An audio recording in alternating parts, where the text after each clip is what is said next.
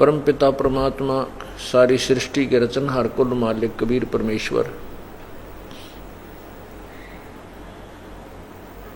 सतलोक से चल कर के इस काल के लोक में आते हैं, जहाँ पर हम सब प्राणी एक कारागार की तरह बंद हैं। हम सभी काल की जेल में हैं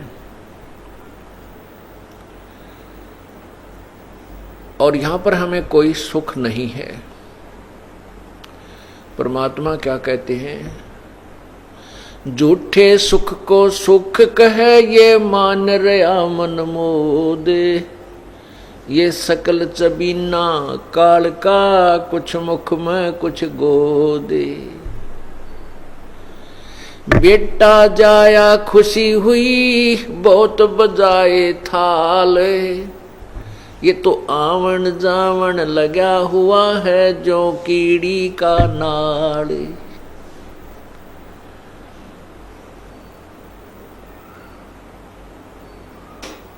पतझड़ आवत देख कर ये बन रोवे मन माही, जो ऊंची टहनी पात थे अब पीले हो जाही। पात झड़नता नू कहे सुन भई तरवर राय, अब के बिछुड़े नहीं मिले न जाने कहाँ गिरांगे जाए। तरवर कहता पात से सुनो पात एक बात, यहाँ की यह रीति है एक आवे एक जात। परमात्मा ने, कबीर भगवान ने, कबीर परमेश्वर ने, कबीर परम अक्षर ब्रह्म ने स्वयं आकर के इस काल के जाल को समझाया है। इस काल के जाल को ना ब्रह्मा जी समझ सके, ना विष्णु जी समझ सके, ना शिव जी समझ सके, और तो समझेंगे कौन? जिनको हम ऋषि महर्षि कहते हैं, वो तो बहुत बाल बुद्धि के व्यक्ति थे। तत्व ज्ञान से ब्रह्मा विष्णु महेश भी अपरिचित हैं, तो ब्रह्मा, ये जितने भी ऋषि महर्षि थे ये ब्रह्मा विष्णु महेश जी तक ही सीमित थे। ये हट करके फिर एक निराकार ब्रह्म को भी साथ की साथ पैरेलल समझा करते थे। कोई ऐसी गुप्त शक्ति है जो प्रत्यक्ष नहीं होती और सब कार्य कर रही है, तो उसको वो पूर्ण निर्णायक तरीके से नहीं समझ सके।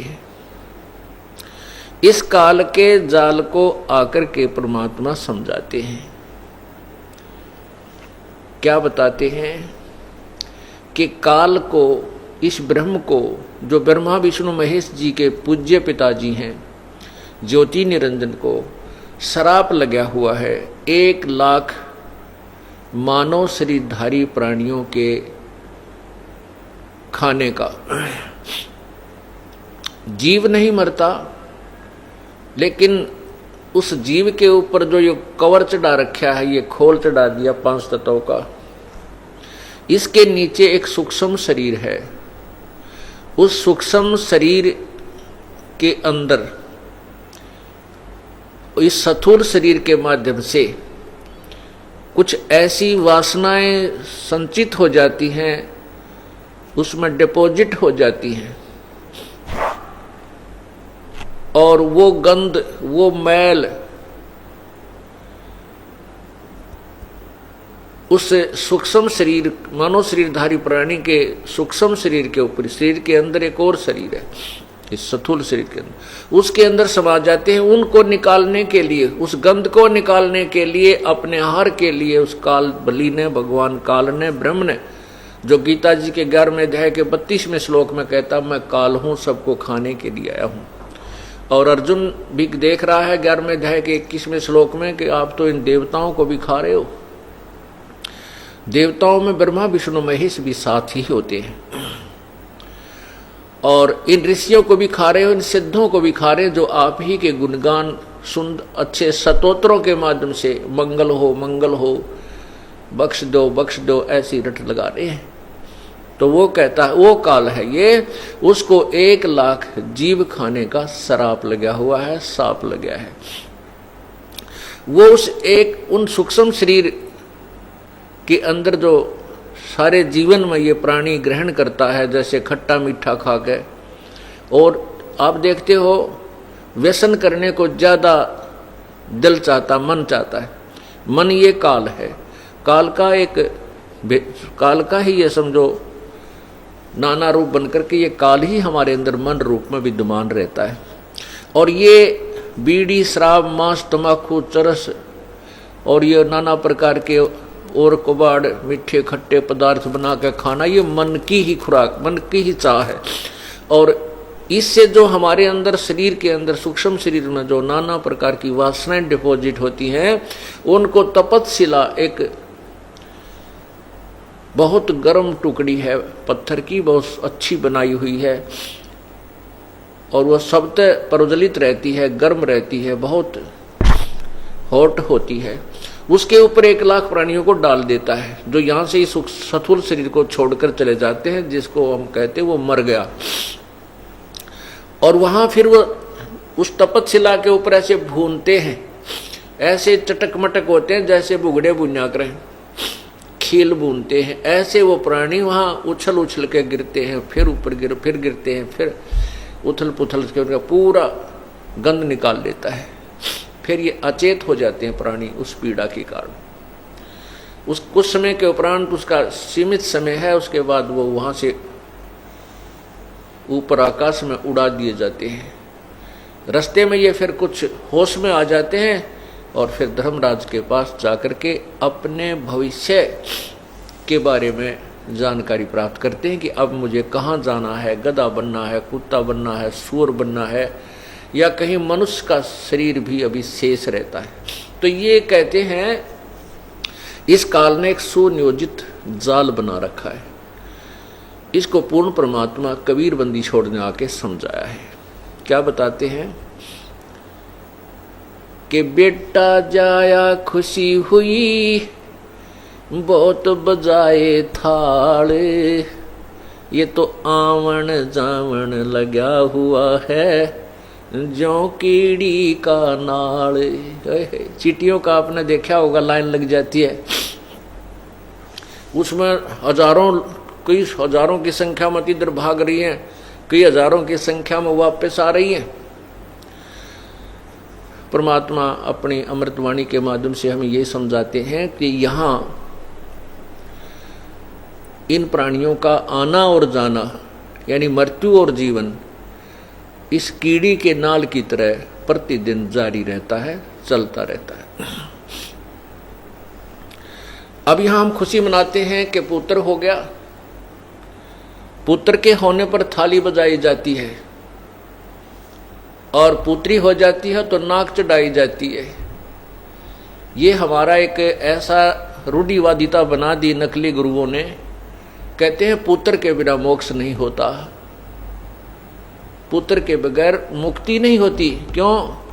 कहते फिर वो श्राद्ध निकाल लगा ना बेटा, फिर श्राद्धों से मुक्ति बताते हैं। ये अंतिम संस्कार करेगा बेटा, बुढ़ा करेगा।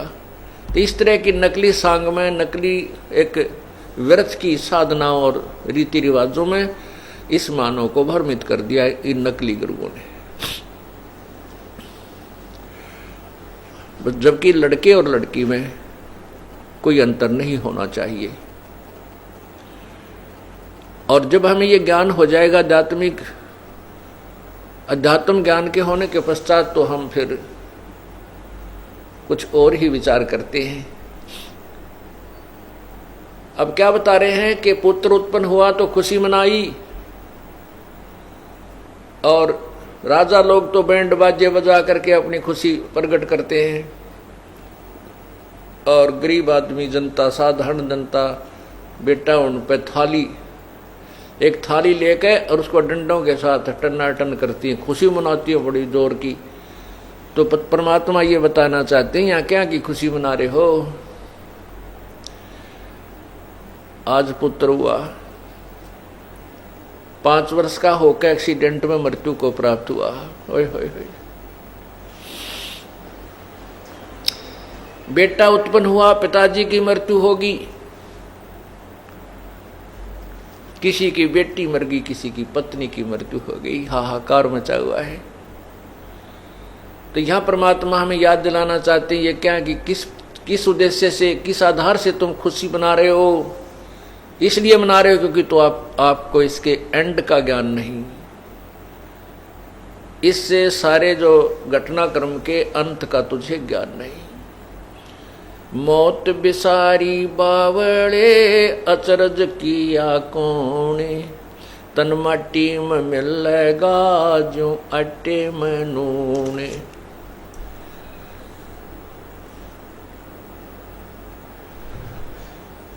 प्रसंग प्रारंभ हुआ है कि ये 3 लोक, ये 21 ब्रह्मांड, ये सभी काल भगवान ब्रह्म ज्योति निरंजन की जेल है।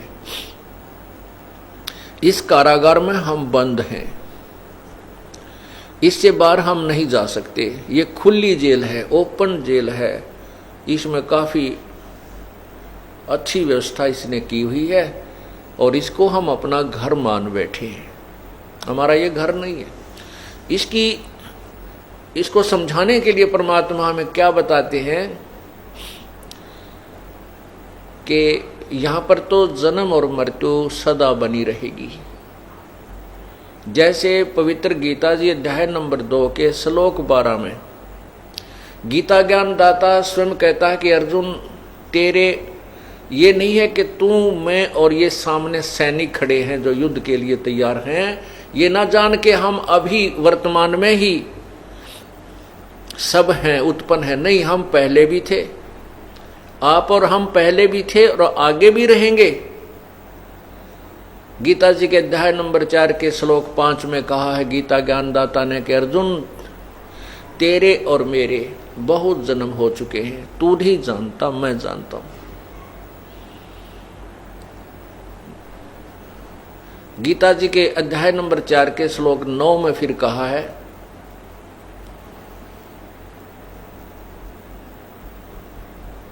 गीता अध्याय नंबर 5-4 के श्लोक 9 में कहा है कि अर्जुन, मेरे जन्म और कर्म अलौकिक है। मेरा जन्म मृत्यु तो होता है लेकिन तुम्हारी तरह नहीं होता। 10वें अध्याय के दूसरे श्लोक में कहा है कि मेरे जन्म को, मेरी उत्पत्ति को ये देवता लोग और ऋषि लोग नहीं जानते क्योंकि ये मेरे से उत्पन्न हुए हैं। इससे सिद्ध है कि गीता ज्ञान दाता भी जन्मता और मृत्यु को प्राप्त होता है, मरता है। ये अविनाशी नहीं है, इसका भी आना और जाना, आविर्भाव और तिरोभाव अर्थात जन्म मृत्यु बनी रहती है। यहाँ का अंतिम जो स्थान है वो ब्रह्मलोक है, जहाँ पर ब्रह्म की साधना करने वाले साधक जाते हैं, ऋषि जन जाते हैं। गीता जी के अध्याय नंबर 8 के श्लोक 16 में स्पष्ट किया है कि ब्रह्मलोक पर्यंत, ब्रह्मलोक तक भी ये सभी लोग नाशवान हैं। इनमें भी गए हुए प्राणियों की जन्म मृत्यु होती है। अपने पुण्यों को समाप्त करके वहाँ ऊपर के लोकों में ये फिर पुण्य मृत्यु को प्राप्त होकर इस मृतलोक में आते हैं। नाना प्रकार की प्राणियों की योनियों में कष्ट भी उठाते हैं। इसलिए गीता ज्ञान दाता ने कहा कि यदि तुझे पूर्ण मोक्ष चाहिए तो तत्वदर्शी संतों की खोज कर, उसके पश्चात जैसे वो संत बताएं उसी प्रकार अपना भक्ति कर्म करके जन्म मृत्यु से छुटकारा पाइए।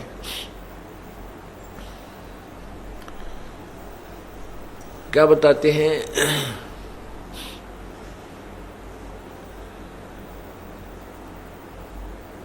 पतझड़ आवत देख कर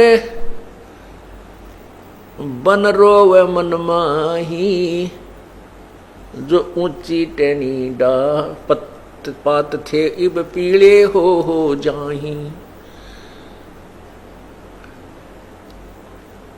जैसे बसंत ऋतु प्रारंभ होते ही पिछले वर्ष के जो पत्ते लगे हुए थे वो पीले होकर के टूट टूट कर गिर रहे होते हैं। और उनके साथ ही तुरंत बहुत अच्छी कोपल फूट रही होती हैं।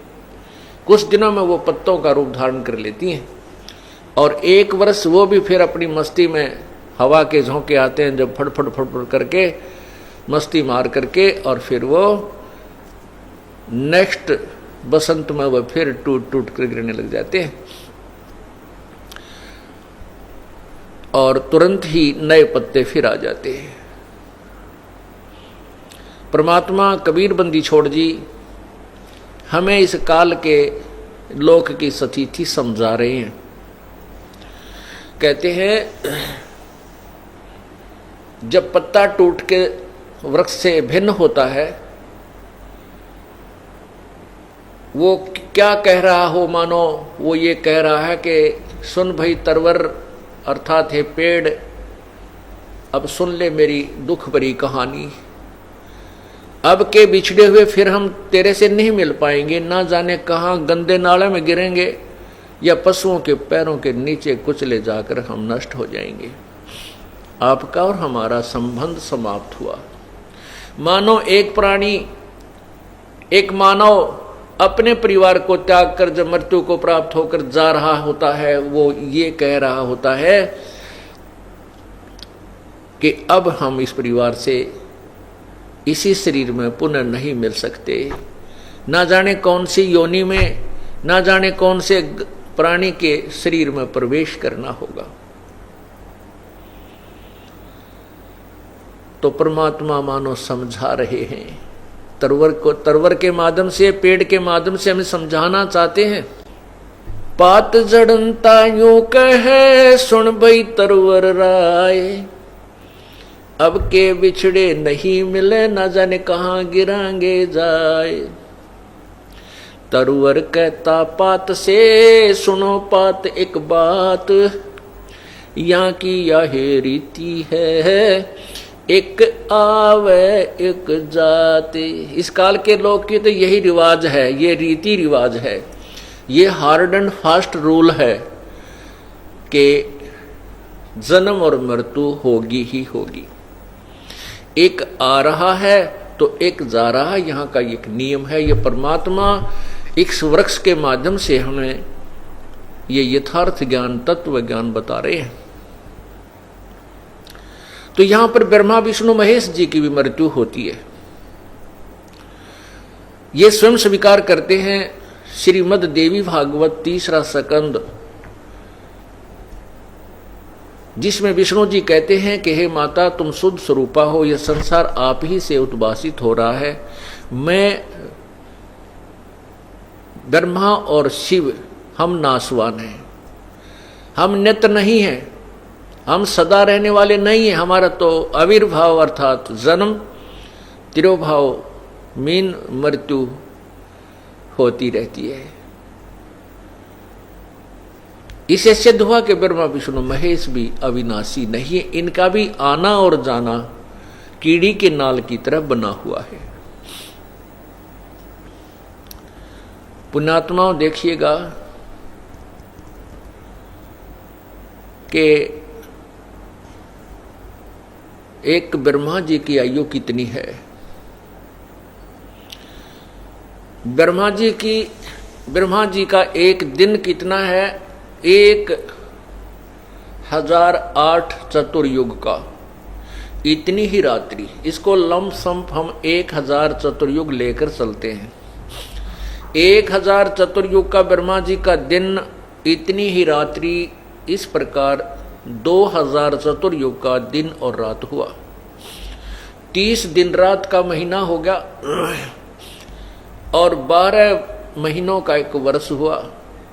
ब्रह्मा जी की 100 वर्ष की आयु है। ओहो तेरे की बताओ, 1008 चतुर्युग, एक चतुर्युग में सतयुग, त्रेता, द्वापर और कलयुग, इनकी 43,20,000 वर्ष इनका समय है, पीरियड है, एज है एक चतुर्युग की। और फिर 1008 चतुर्युग का दिन, फिर इतनी रात है, और फिर 30 दिन का रात का महीना, अब गिनती है भूल जाए इंसान, इतने वर्ष हो जाएंगे।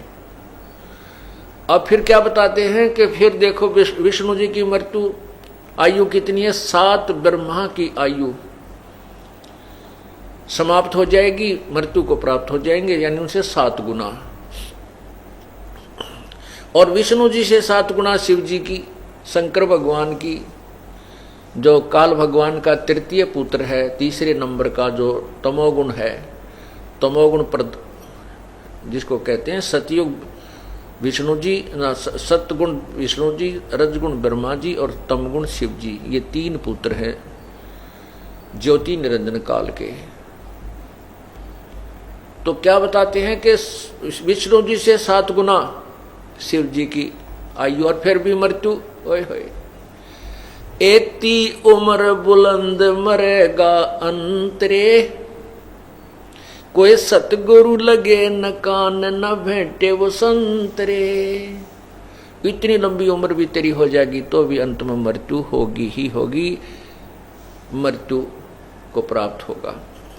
इसका कारण क्या है कि इतनी लंबी आयु होकर भी क्यों मर रहे हो? क्योंकि तुमको कोई सतगुरु नहीं मिले। सतगुरु मिले तो इच्छा मेटे, पल पद मिल पदे समाना, चल हंसा उस लोक पठाऊं जो आदि अमर अस्थाना।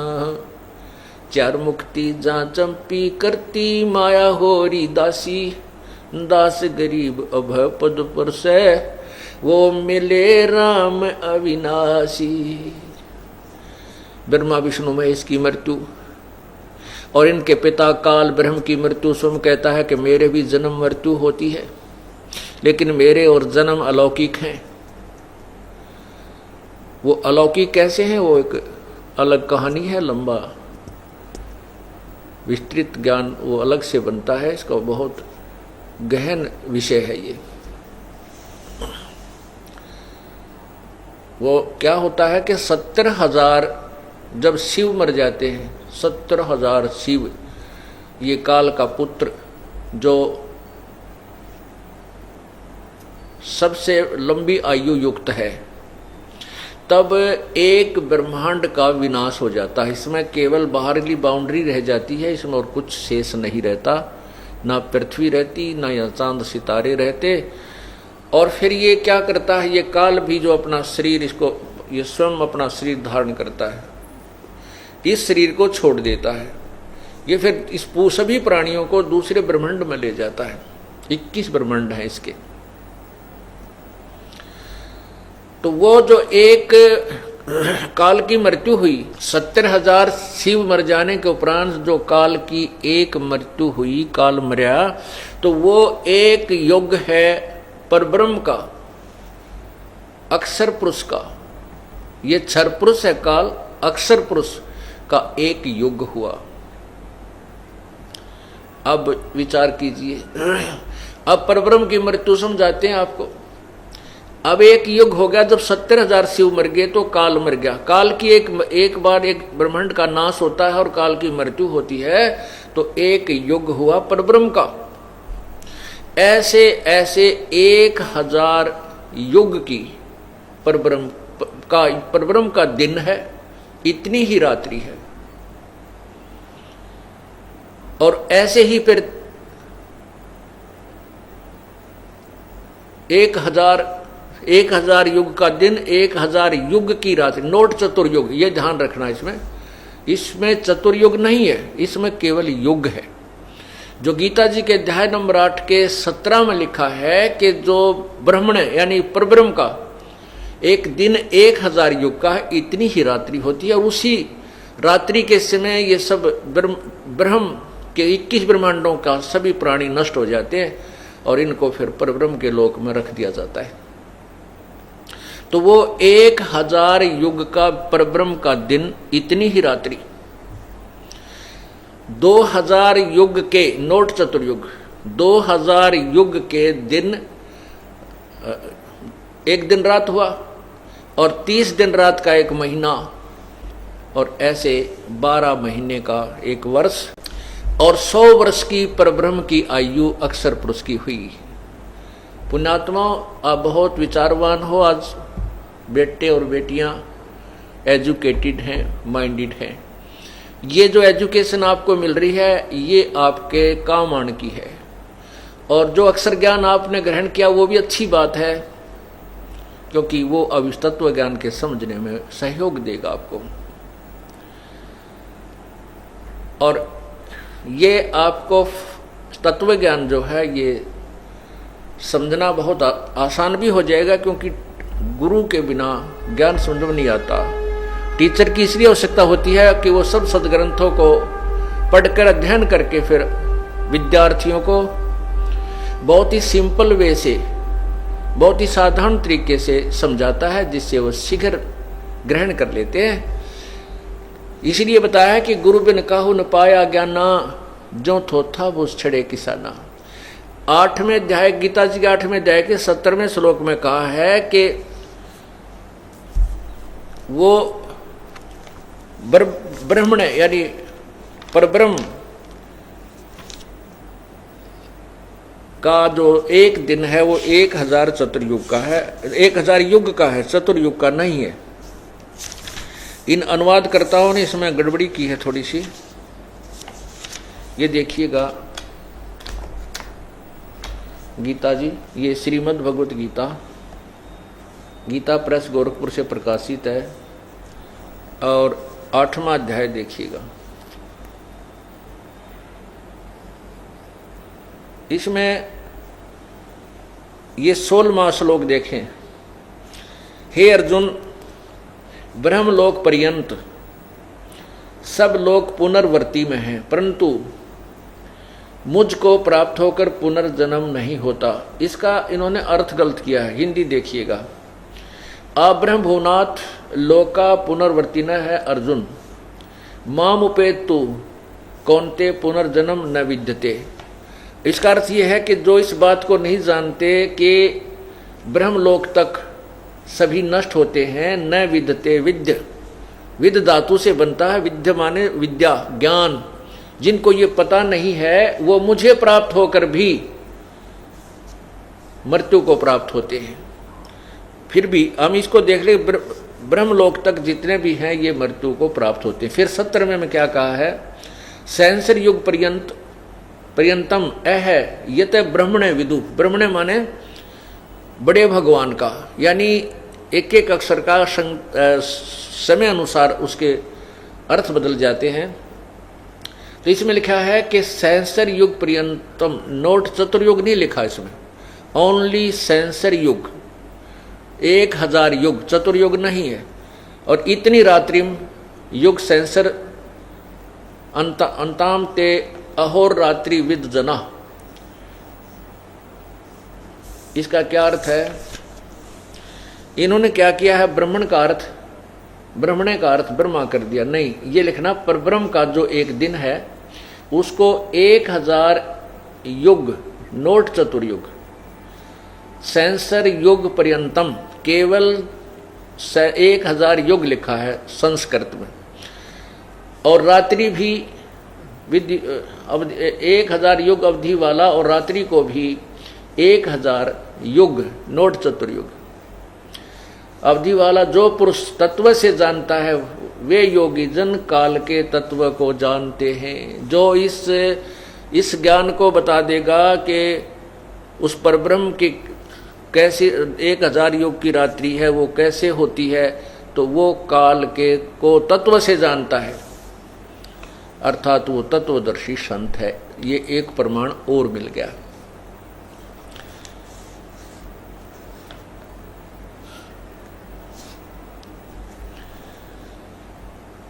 अब देखो क्लियर हुई कहानी, ये कंसेप्ट तो क्लियर हो गया कि ब्रह्मा और विष्णु महेश ये भी नासवान है, इनकी जन्म मृत्यु होती है। और इनके पूज्य पिताजी ब्रह्म अर्थात ज्योति निरंजन, ये भी जन्म मृत्यु के अंदर है, इसकी भी मृत्यु होती है। उसके बाद जो परब्रह्म है ये भी, इसका भी अंत होता है, इसकी भी मृत्यु होती है। लेकिन वो पूर्ण परमात्मा, ओहो, वो सभी प्राणियों के नष्ट होने पर भी कभी नष्ट नहीं होता, उसकी कभी मृत्यु नहीं होती। इसका विज्ञान अपनी पवित्र गीता जी दे रही है। अब आपने 8वें अध्याय का 17वां श्लोक सुना, 18, 19, 20, 21, 22, इसमें ये कति क्लियर हो जाएगा इन तीनों परमात्माओं की स्थिति। अब देखिए 8वें अध्याय का 18वां श्लोक, गीता जी अध्याय नंबर 8, और यहां देखिएगा श्लोक 18, 17 आपने पढ़ लिया। संपूर्ण चराचर भूतगण ब्रह्मा के दिन के प्रवेश काल में, ये ब्रह्मा नहीं, ये वो परब्रह्म प्रवेश काल में अव्यक्त से अर्थात परब्रह्म के सूक्ष्म शरीर से उत्पन्न होते। अव्यक्तात माने वो अव्यक्त जो दिखाई नहीं देता उत्पन्न होते हैं।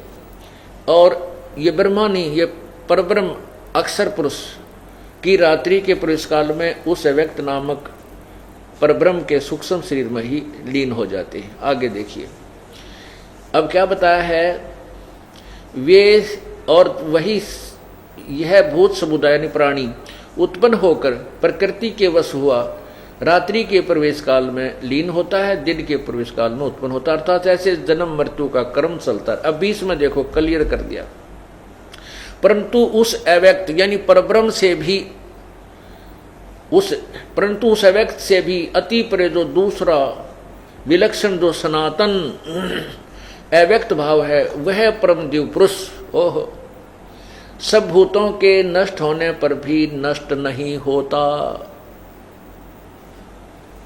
वो तीसरा जो पूर्ण परमात्मा है उसके विषय में बताया है। एक अव्यक्त तो गीता ज्ञान दाता स्वयं के लिए कह रहा है 7वें अध्याय के 24वें श्लोक में कि मैं अव्यक्त हूं। अव्यक्त का अर्थ होता है जो वस्तु विद्यमान हो और हमें दिखाई ना दे। जैसे बादल सूर्य के सामने छा जाते हैं तो उस समय सूर्य अव्यक्त होता है, अदृश्य होता है, लेकिन उसकी स्थिति बरकरार रहती है। वो साकार रूप में बादलों से परे चमक रहा होता है। ऐसे ही ये ब्रह्म भी अव्यक्त है, ये किसी के सामने नहीं आता। वो ज्यों के त्यों स्वरूप में ब्रह्मलोक के ऊपरले हिस्से में एक ब्रह्मांड में ये गुप्त रहता है। ये भी अव्यक्त कहलाता है। उसके बाद दूसरा अव्यक्त ये आपने सुना कि ब्रह्म ये अक्षर पुरुष है यानी परब्रह्म है, जिसके अंदर ये सभी प्राणी जो ब्रह्म के क्षेत्र में हैं ये सभी उसमें लीन हो जाते हैं। 1000 युग के बाद इनके परब्रह्म के और ब्रह्म के दोनों ही के प्राणियों का अंत हो जाता है। और ऐसे उस अव्यक्त यानी परब्रह्म के दिन के समय तो ये सभी साजबाज सृष्टि बनी रहती है। जब उसकी रात होती है सब नष्ट होकर के उसमें इकट्ठे करके रख दिए जाते हैं। अब 8 के 20वें श्लोक में स्पष्ट किया है कि उस अव्यक्त से भी परे जो अव्यक्त जो सनातन अव्यक्त भाव है अर्थात वो परम दिव्य पुरुष तो सभी प्राणियों के नष्ट होने पर भी कभी नष्ट नहीं होता। अब पुण्यात्माओं हमने यही समझना है। इसको समझने के बाद फिर हम जिस मार्ग पर चलेंगे फिर विचलित नहीं होंगे और तब हम भक्त बनेंगे। जैसे गीता जी में कहा कि अर्जुन जब तेरा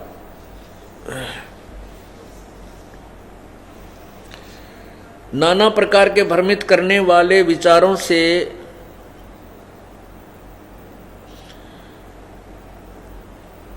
आप भ्रमित ना होकर के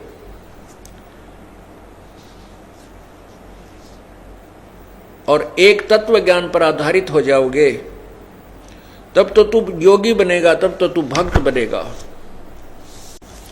ये देखिएगा गीता अध्याय नंबर 2 के श्लोक 53 में स्पष्ट किया है कि अर्जुन जब तेरा मन नाना प्रकार के भ्रमित करने वाले विचारों से हटकर एक तत्व ज्ञान पर तो आश्रित हो जाएगा तब तू योगी होगा, तब तो भक्ति करने के योग्य बनेगा, तू भक्त बनेगा। अब आप भक्ति अवश्य कर रहे हो लेकिन यथार्थ ज्ञान ना होने से, साधना शास्त्र अनुकूल ना होने से आप भक्त नहीं हो, भक्ति करते हुए भी भक्त नहीं हो। अब देखिएगा वही गीता जी,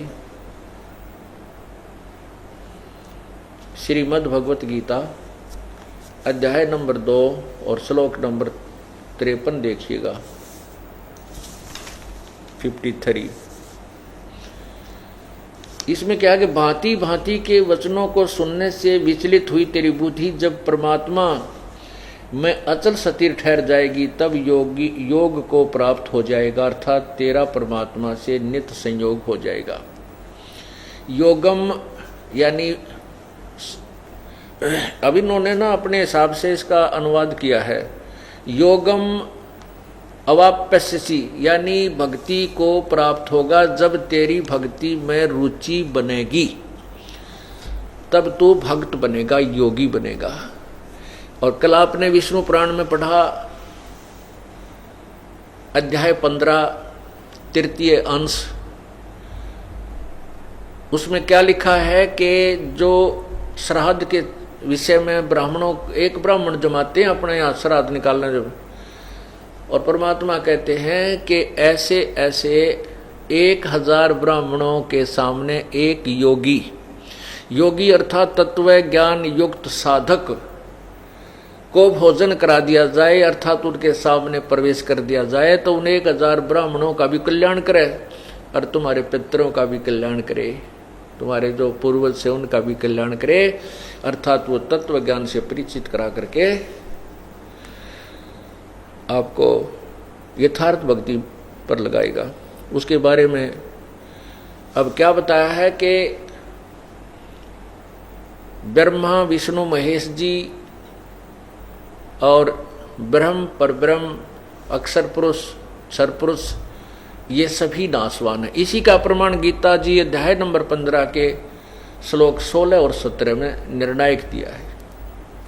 16 में कहा कि इस संसार में 2 पुरुष हैं, 2 भगवान हैं, जिसको आप आम जानते हैं, एक ब्रह्म एक परब्रह्म, एक क्षर पुरुष एक अक्षर पुरुष। इन दोनों के लोकों में प्राणी भी, जितने प्राणी हैं और ये भगवान भी, ये नाशवान हैं। आत्मा अमर है, ये नहीं मरती, ये तो किसी की भी नहीं मरती, गधे की भी नहीं मरती, सूअर की भी नहीं मरती। फिर बताया कि वास्तव में उत्तम पुरुष, पुरुषोत्तम जिसको पुरुषोत्तम कहना चाहिए, सर्वश्रेष्ठ प्रभु जिसको हम कहें, वो तो इन दोनों से भी अन्य है, वो परमात्मा इति उदाहरते, उसको भगवान कहते। और वही तीनों लोकों में प्रवेश करके सबका धारण पोषण करता है, वो स अवय ईश्वर है, वह अविनाशी परमात्मा है, वास्तव में वो अविनाशी है। जग सारा रोग यारे जिन सतगुरु वैद न जाण्या, जग सारा रोग यारे, जग सारा रोग यारे जिन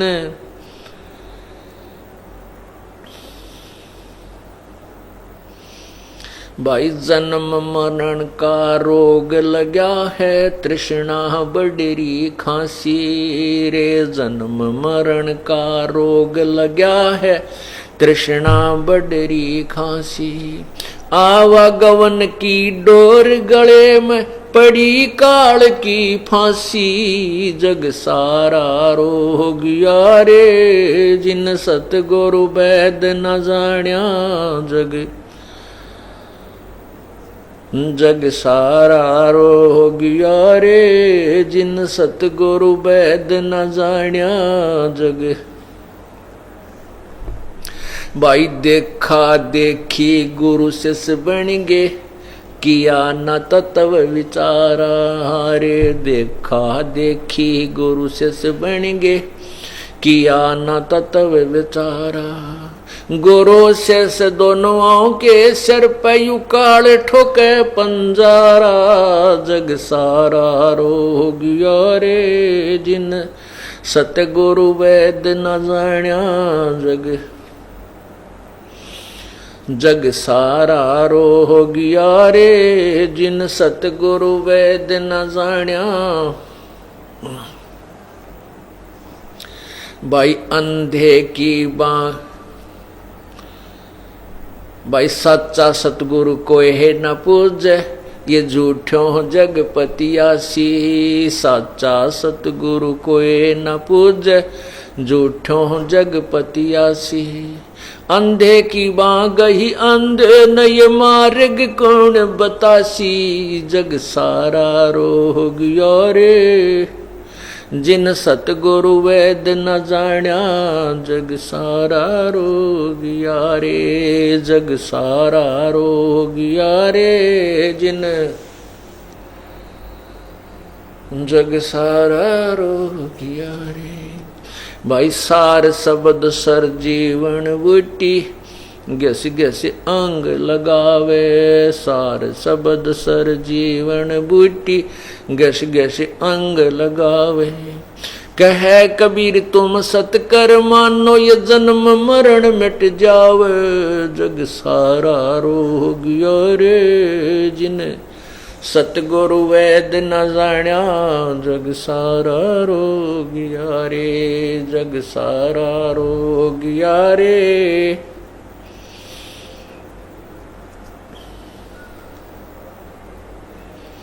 भाई सार शब्द सर जीवन बूटी, गस गस अंग लगावे। सार शब्द सर जीवन बूटी, गस गस अंग लगावे।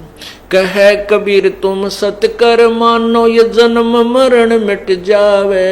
जग सारा रोग यारे, जिन सतगुरु वेद न जाण्या।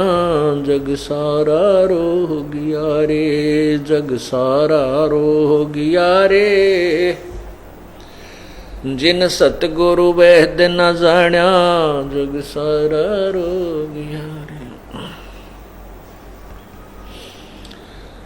अब इसमें निर्णायक ज्ञान दिया प्रभु ने कि जन्म मृत्यु का रोग लगा, और ये तृष्णा बढ़ रही खांसी, आने जाने की जन्म और मृत्यु का है, आवन जावन की डोर गले में पड़ी काल की फांसी। काल ने हमारे फांसी डाल रखी है, हम इस कैद में फिट कर रखे हैं, बंद कर रखे, और ये कर्मों के बंधन में हमें बांध रखा है, कर्मों की बेड़ी लगा रखी है। और इस कर्म के आधार से हमारा एक सृष्टि कर्म चक्र ने निर्धारित कर दिया है, अपना एक संविधान बना रखा है। परमात्मा के विधान अनुसार ये प्राणी जन्मता और मृत्यु को प्राप्त होता रहता है। जैसे ऑटोमेटिक सिस्टम इसने बना रखा है। प्रत्येक प्राणी के अंतःकरण के अंदर ये सभी आपके पुण्य और पाप कोड वर्डों में डिपॉजिट होते हैं, और इनकी एक फाइल प्रभु के दरबार में प्रत्येक प्राणी की होती है। परमात्मा के कंप्यूटर में भी सबके संस्कार डिपॉजिट होते हैं, और वहाँ से फिर प्रभु के ऑटोमेटिक सिस्टम तक वो बीच में अपने सिर में दर्द नहीं करता। भगवान जैसे कर्म करेगा वैसे ही फल उसने निर्धारित किए हैं, उसके आधार पर ऑटोमेटिक ये अपने नष्ट शरीरों में जाता है, धर्मराज के दरबार में भी जाता है, नरक में भी जाता है, अन्य प्राणियों के शरीरों में भी जाएगा ही जाएगा। जब तक, कब तक? जब तक इन कर्मों को डिस्टर्ब करने वाला, इन कर्मों को चेंज करने वाला, परिवर्तित करने वाला पूर्ण परमात्मा का नुमाइंदा संत नहीं मिलेगा। मासा घटे न तिल बध है, विद न लिखे जो लेख। सच्चा सतगुरु मेट कर ऊपर मारे मेख। अब तो इस प्रकार ये अपने कर्म और संस्कार को प्राणी भोगता रहता है। जब परमात्मा आते हैं,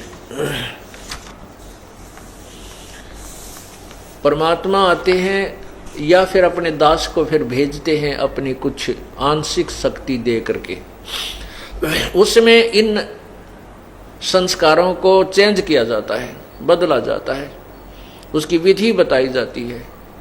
फिर आपको वो तरीका बताया जाता है कि आप इन संस्कारों को ऐसे कीजिए, ये ऐसी साधना कीजिए, जिससे फिर आपके अंतःकरण में जो डिफेक्टिव कर्म थे वह सारे समाप्त होने लग जाएंगे और ये गुड कर्म ये आपके हृदय में जमा होने लग जाएंगे। फिर इसके आधार से आगे हमें सब क्रिया होगी, हमारे शुभ ज़्यादा हो जाएंगे, हमारी भक्ति अधिक हो जाएगी तो हम सतलोक चले जाएंगे। ऑटोमेटिक सिस्टम है, वहाँ तभी जाएंगे जब हम ऋण मुक्त हो जाएंगे, हमारे पुण्य अधिक बढ़ जाएंगे और पाप क्षीण हो जाएंगे, समाप्त हो जाएंगे, नष्ट हो जाएंगे। कुछ ऐसे कर्म होते हैं जिनके प्रतिफल में हमने अपनी भक्ति ही देनी होती है, उसका और कोई तरीका नहीं होता नष्ट करने का। तो वो भक्ति हम अपने जो सतनाम में प्रथम मंत्र है वो ब्रह्म को दे देंगे, ये हमारे को यहाँ से जाने देगा। हम ब्रह्म लोक में नहीं जाएंगे, हम ब्रह्म की साधना करके ओम नाम के जाप के आधार पर और यज्ञ करके हम ब्रह्म लोक में चले जाते थे, जो यहाँ का एक ब्रह्मांड का सुप्रीम होटल है, सबसे बड़ा रेस्टोरेंट है, जहाँ पर सारी बकवाद अन्य लोगों से अधिक है। जैसे कहीं बताऊँ 5 स्टार होटल है, उसमें सारी बकवादें हैं, ज़्यादा महंगा है, एक रात में 10,000 रुपये खर्च हो जाते हैं, एक दिन रुक जाता है। तो वहाँ तो वह जाएंगे जिनके पास धन गणा होगा। जिसने 2 रुपया की दाल की रोटी खानी है वो 5 स्टार में कैसे जा सकता है, उसके पास ब्योंत को नहीं जाने का। तो फिर वो 5 स्टार वाला भी व्यर्थ है, क्योंकि उसकी पूंजी उसकी जेब वहाँ समाप्त होती है और वो अपने धन से ही वहाँ लाभ ले सकता है। ऐसे ही 21 ब्रह्मांड के अंदर प्रत्येक प्राणी अपने ही पुण्यों का प्रतिफल, चाहे वह स्वर्ग में जाए चाहे महास्वर्ग में जाए, वहाँ प्राप्त करता है और अपने पुण्यों के क्षीण होने के उपरांत फिर तुरंत ही इस मृतलोक में आकर के वही फिर प्रोसीजर शुरू हो जाता है जन्म और मृत्यु का। इसलिए गीता जी के अध्याय नंबर 8 श्लोक 16 में कहा है कि ब्रह्मलोक तक भी ये सभी पुनर्वर्ती में है, अर्थात वहां भी जाने वाले वापस आते हैं लौटकर। केवल एक स्थान है सतलोक। 15वें अध्याय के गीता जी के 15वें अध्याय के श्लोक 4 में कहा कि जब तत्वदर्शी संत मिल जाए, उस तत्व ज्ञान की प्राप्ति के पश्चात तत्व ज्ञान की प्राप्ति के पश्चात और उस संत के द्वारा बताए ज्ञान के आधार से उस पूर्ण परमात्मा के उस परम पद की खोज करनी चाहिए, जहां पर जाने के बाद साधक लौटकर पुनः संसार में नहीं आते। और जिस परमेश्वर से सारे संसार रूपी वृक्ष की अर्थात पूरे ब्रह्मांडों की रचना हुई है, गीता ज्ञानदाता कहता है कि मैं भी उसी की शरण में हूं और उसी की साधना सभी को करनी चाहिए।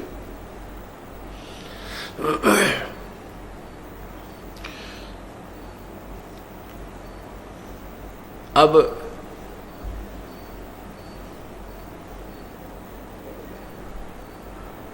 हमने उस परमात्मा के सतलोक में जाना है, सतलोक की प्राप्ति करनी है, जहां जाने के बाद फिर जन्म मृत्यु फॉरएवर सदा के लिए समाप्त हो जाएगी। उसका तरीका यही है कि ब्रह्म तक के जो ब्रह्मा विष्णु महेश की जो हम आपको प्रथम साधना बताते हैं, दुर्गा की, गणेश जी की, ये तो हमारे यहाँ के जो संसारिक, जब तक हमने यहाँ रहना है पृथ्वी लोक में, इस ब्रह्मांड 21 ब्रह्मांडों में, तो यहाँ हमें इन जाप की कमाई से यहाँ कुछ सुविधाएं मिलेंगी।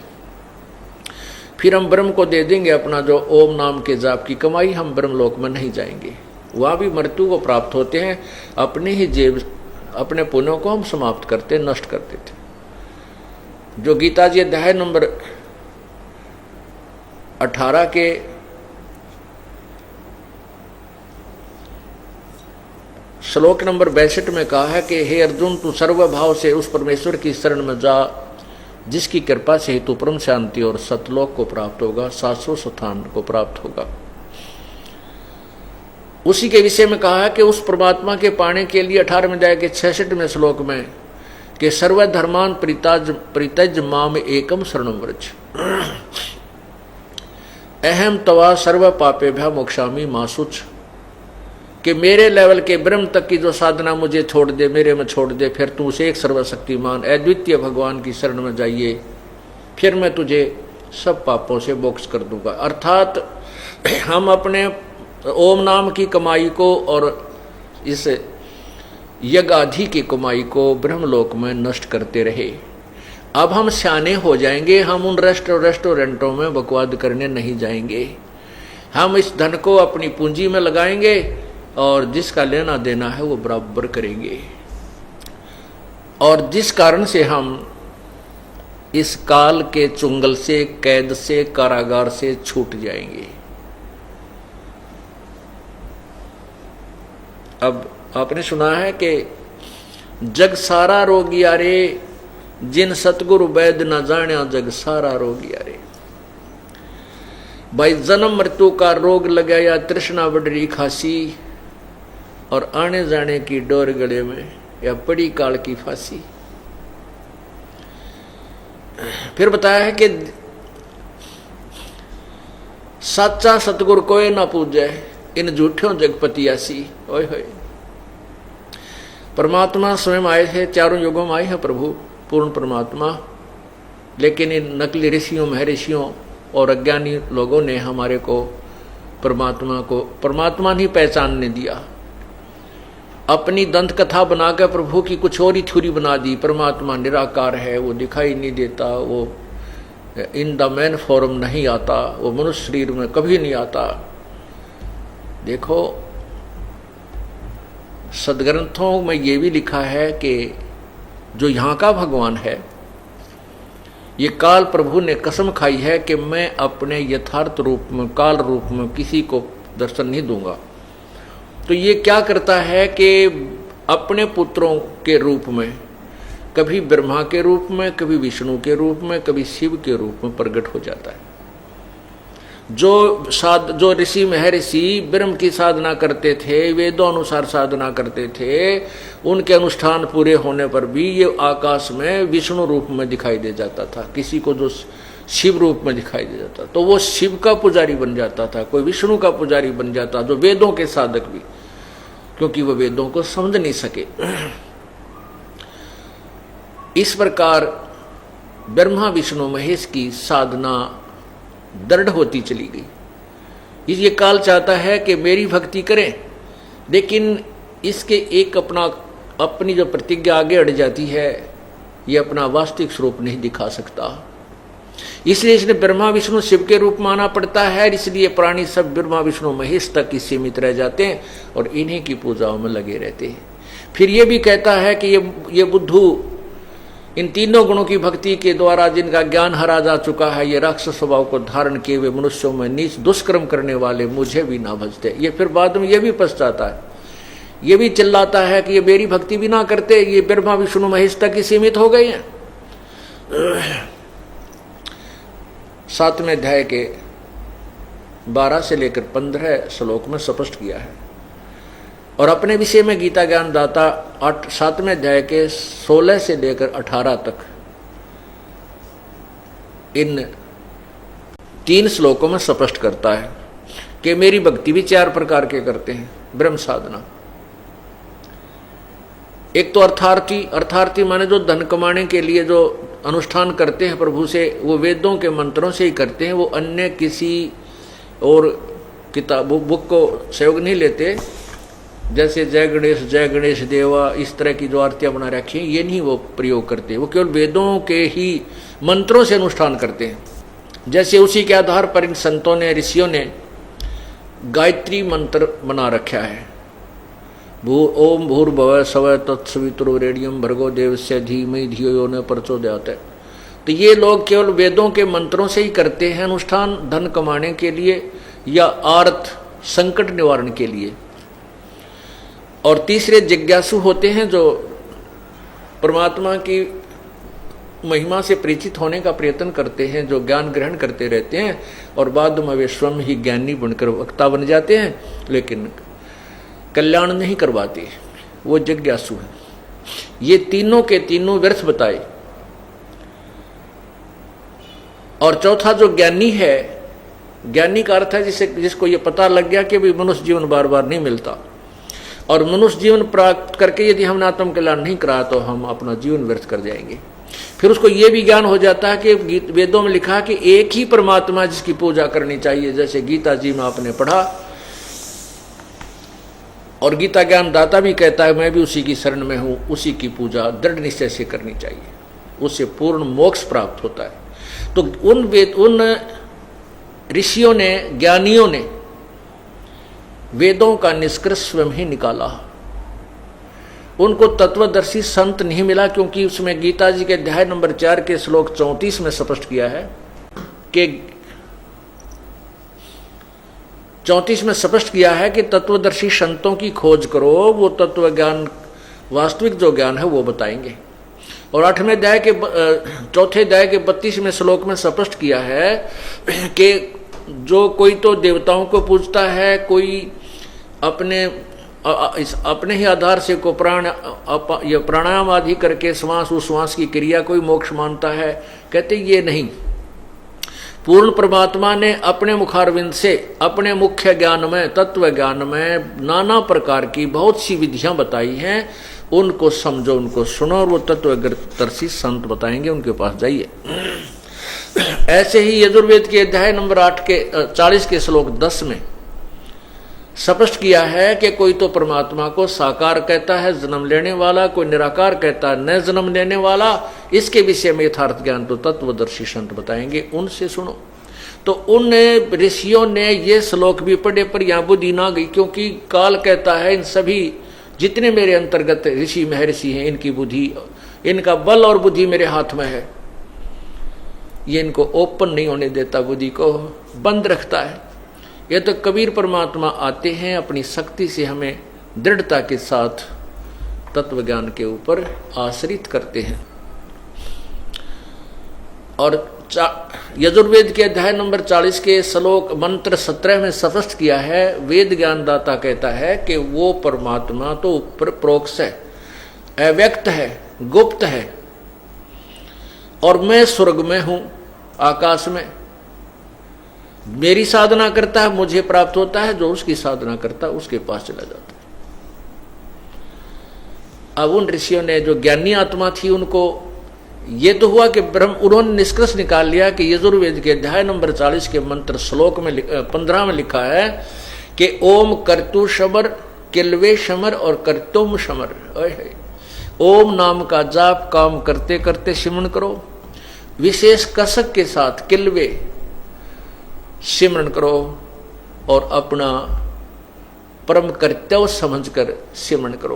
अब ओम नाम तो गीता वेद ज्ञान दाता ने अपना बताया है। जैसे गीता जी अध्याय नंबर 8 के श्लोक 13 में कहा कि ओम इति एक अक्षरम ब्रह्म द्वहण माम अनुसमरण ये पर्याति तजन देहम सयाति परमाम गतिम, कि मेरा तो ओम नाम है, और जो इसका सिमरन अंतिम श्वास तक करता है, मृत्यु तक, तो मेरे को प्राप्त होता है। फिर गीता जी अध्याय नंबर 17 के श्लोक 23 में स्पष्ट किया है कि उस पूर्ण परमात्मा के पाने का 3 मंत्र का जाप है। ओम तत्सत इति निर्देश है ब्रह्मण त्रिविध समर्थ है। इस ओम नाम, ओम और तत्सत, तत्सत ये सांकेतिक है, गुप्त है। ओम और तत् ये सांकेतिक और शब्द है, अक्षर है। इन 2 अक्षर का एक सत्यनाम बनता है। और फिर तीसरा जो सत्य है, सत शब्द है, उसको सार शब्द, सार शब्द कहते हैं। वो सार नाम अलग से दिया जाएगा, वो तीसरा है।